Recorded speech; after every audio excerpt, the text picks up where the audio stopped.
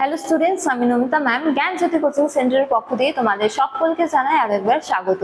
তো স্টুডেন্টস, আজকের ক্লাসে আমরা যে বিষয় নিয়ে আলোচনা করব তা হলো মোহাম্মদ বিন তুগলকের গৃহীত পরিকল্পনাগুলি সম্পর্কে। তো চলো দেরি না করে আমরা আজকের আলোচনা শুরু করি। তো দেখো, মোহাম্মদ বিন তুগলক সম্পর্কে বলা যায় যে গিয়াসউদ্দিন তুগলকের মৃত্যুর পর তার যে পুত্র ছিল জুনা খাঁ, তিনি সিংহাসন আরোহণ করেন 1325 খ্রিস্টাব্দে। ঠিক আছে, তো সিংহাসন আরোহণ করার পর তিনি যে নাম গ্রহণ করেন তা হলো কি মোহাম্মদ বিন তুগলক। ঠিক আছে, তো গিয়াসউদ্দিন তুগলকের পর মোহাম্মদ বিন তুগলক 1325 খ্রিস্টাব্দে দিল্লি সালতানাতের সিংহাসন আরোহণ করেন। তো তিনি ছিলেন একজন অসাধারণ পাণ্ডিত্য, চারিত্রিক দৃঢ়তা সম্পন্ন এবং কি উচ্চ ভাবাদর্শের অধিকারী। ঠিক আছে, তো এই যে মোহাম্মদ বিন তুগলক ছিলেন, তিনি কিন্তু যথেষ্ট পাণ্ডিত্য ছিলেন, বা বলা যায় যে আরবি, ফার্সি, দর্শন, জ্যোতির্বিদ্যা সমস্ত ক্ষেত্রে তার কিন্তু জ্ঞান ছিল। ঠিক আছে, তো তিনি দিল্লি সালতানাতের শিক্ষিত সুলতানদের মধ্যে অন্যতম একজন ছিলেন। ঠিক আছে, তো তার সম্পর্কে আরো বলা যায় যে সাম্রাজ্যের সার্বিক সমৃদ্ধির জন্য তিনি বেশ কিছু প্রকল্প বা পরিকল্পনা গ্রহণ করেছিলেন, যেমন কি দোয়াব অঞ্চলে রাজস্ব বৃদ্ধি, তারপরে রাজধানী স্থানান্তর, তারপরে প্রতীকী তাম্র মুদ্রা প্রবর্তন এবং কি খোরাসান ও কি কারাজল অভিযান। তো এই সমস্ত পরিকল্পনাগুলি তিনি গ্রহণ করেছিলেন। ঠিক আছে, কিন্তু বলা বাহুল্য যে বিশেষ কিছু কারণে তিনি এই পরিকল্পনাগুলি বা সাম্রাজ্যের সমৃদ্ধির জন্য এই পরিকল্পনাগুলি গ্রহণ করলেও কিন্তু শেষ পর্যন্ত প্রতিটি পরিকল্পনায় তার ব্যর্থ হয়েছিল।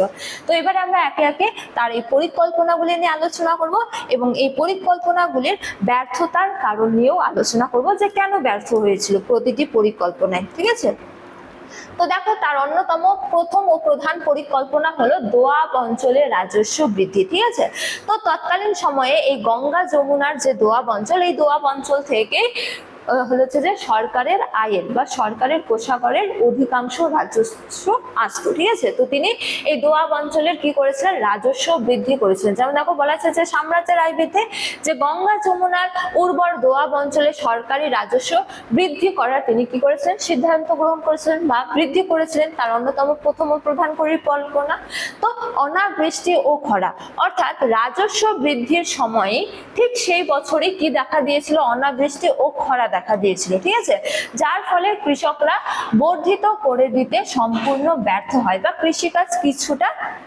নিম্নমানের হয়। ঠিক আছে, অত্যন্ত সুফসল হয়নি। তো বলা যায় যে সুফলন হয়নি এই সময়কালে। তো কর্মচারীদের অত্যাচার, তো যার ফলে ভালোভাবে কৃষিকাজ না হওয়ায়, ভালো ফলন না হওয়ায় কৃষকরা কিন্তু চরম ক্ষতিগ্রস্ত হয়েছিল। ঠিক আছে, তো তারা কর দিতে অসমর্থ হয়। তো কর আদায় করতে গেলে কর্মচারীরা, সুলতানের কর্মচারীরা বল প্রয়োগ করতে শুরু করে। তো এই বল প্রয়োগের কারণে তারা বা বন জঙ্গলে পলায়ন করে। ঠিক আছে, কৃষি জমি, কৃষিকাজ ছেড়ে। তো যার ফলে কি হয়েছিল, তীব্র দুর্ভিক্ষ দেখা দিয়েছিল। এছাড়া সুলতানের বিলম্বিত ত্রাণ যে অবস্থা অনুধাবন করে পরবর্তীকালে বীজ, কৃষি ঋণ এবং কি সেচ সুবিধা ও কর মুকুব করা হলেও ততক্ষণে ব্যাপক ক্ষয়ক্ষতি হয়ে যায়। ঠিক আছে, তো তিনি এই যে পরিকল্পনা গ্রহণ করেছিলেন রাজস্ব বৃদ্ধির জন্য, তার পেছনে সুনির্দিষ্ট কারণ ছিল, যেমন আর্থিক সচ্ছলতা নিয়ে আসা। কিন্তু সেই সময়কালে অনাবৃষ্টি ও খরা দেখা দিয়েছিল, যার ফলে কৃষকরা চরমভাবে ক্ষতিগ্রস্ত হয়েছিল এবং তারা কর দিতে ব্যর্থ হয় এবং কৃষকদের অবস্থা এতটাই শোচনীয় হয়ে পড়েছিল যে তারা বন জঙ্গলে পলায়ন করতে শুরু করে। ঠিক আছে, যার ফলে তার এই পরিকল্পনা কি হয়েছিল, সম্পূর্ণভাবে ব্যর্থ হয়েছিল। তো পরবর্তীকালে তিনি নানা সুযোগ সুবিধা দিয়ে এই অবস্থার উত্তীর্ণের জন্য পরিকল্পনা করেছিলেন বা সিদ্ধান্ত গ্রহণ করেছিলেন, কিন্তু বলা যায় যে তার এই পরিকল্পনা কি হয়েছিল, ব্যর্থ হয়েছিল। তারপরে তার দ্বিতীয়তম পরিকল্পনা হলো রাজধানী স্থানান্তর। ঠিক আছে, তো তিনি রাজধানী দিল্লি থেকে কোথায় স্থানান্তর করেছিলেন, দক্ষিণ ভারতের দেবগিরি অর্থাৎ দৌলতাবাদে। ঠিক আছে, তো দেখো বলা হয়েছে যে সাম্রাজ্যের কেন্দ্রে অবস্থান অর্থাৎ দিল্লি এবং লাহোর যে ছিল তা একেবারে কেন্দ্রে ছিল, ঠিক আছে। তো এই অঞ্চলে মঙ্গল আক্রমণের আশঙ্কা ছিল, প্রতিনিহত, ঠিক আছে। এবং দাক্ষিণাত্যে মুসলিম সংস্কৃতির বিস্তারের জন্য সুলতান কি করেছিলেন, দক্ষিণ ভারতে এই রাজধানী স্থানান্তর করার সিদ্ধান্ত গ্রহণ করেছিলেন বা পরিকল্পনা গ্রহণ করেছিলেন, যার পেছনের অন্যতম প্রধান কারণ হলো কি দক্ষিণ ভারতে মুসলিম সংস্কৃতির বিস্তার ঘটানো এবং আরেকটি হলো কি মঙ্গল আক্রমণ থেকে রাজধানীকে সুরক্ষা প্রদান করা, ঠিক আছে।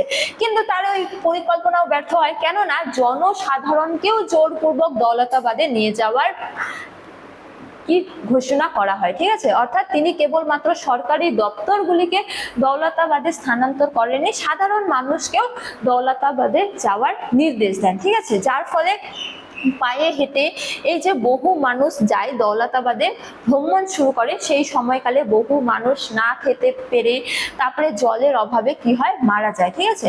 তো বিপুল অর্থ অপচয়ে রাজকোষ শূন্য হয় এবং প্রশাসনিক চাপে শেষ পর্যন্ত তিনি পুনরায় দিল্লিতে আবার সমস্ত জনগণকে ফিরে যাওয়ার নির্দেশ দেয়, ঠিক আছে।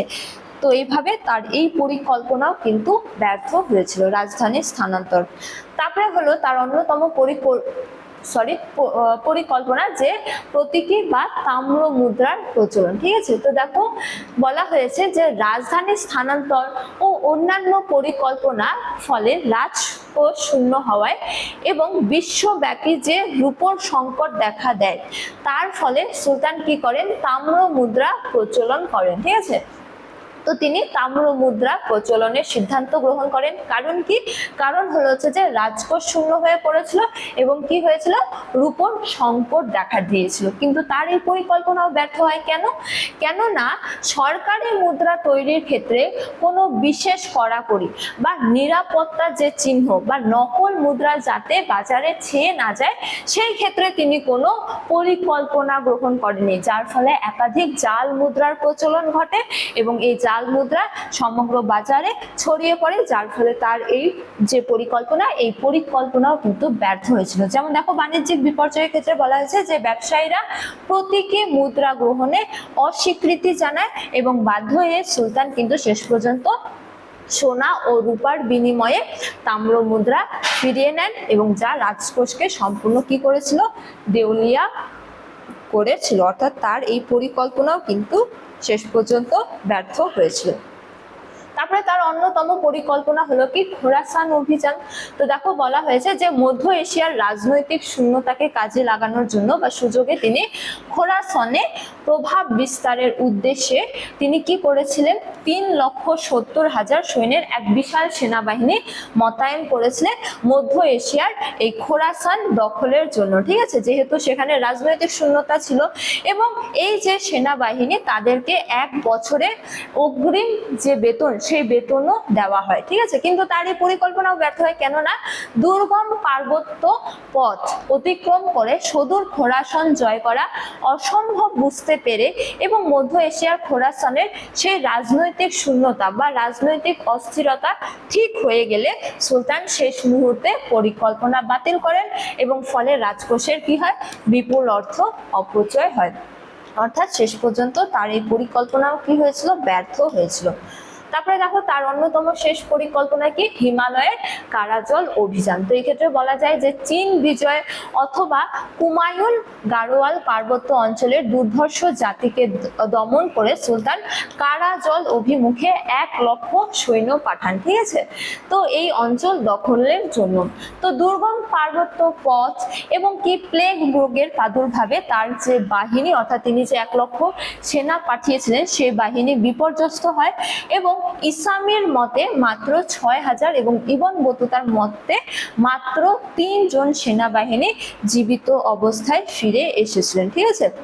অর্থাৎ সেই সময়কালে প্লেগ এবং তার এই সেনাবাহিনী পার্বত্য অঞ্চলে যুদ্ধ করতে অভ্যস্ত না থাকার ফলে তার এই পরিকল্পনাও কিন্তু শেষ পর্যন্ত কি হয়েছিল, ব্যর্থ হয়েছিল। তো পরিশেষে বলা যায় যে মোহাম্মদ বিন তুগলক এই যে পরিকল্পনা গ্রহণ করেছিলেন তার পেছনে কিন্তু সুনির্দিষ্ট কারণ ছিল, কিন্তু সেই সমস্ত পরিকল্পনা কি হয়, শেষ পর্যন্ত ব্যর্থ হয়েছিল। তো স্টুডেন্টস, এই ছিল আজকের আলোচনার বিষয়।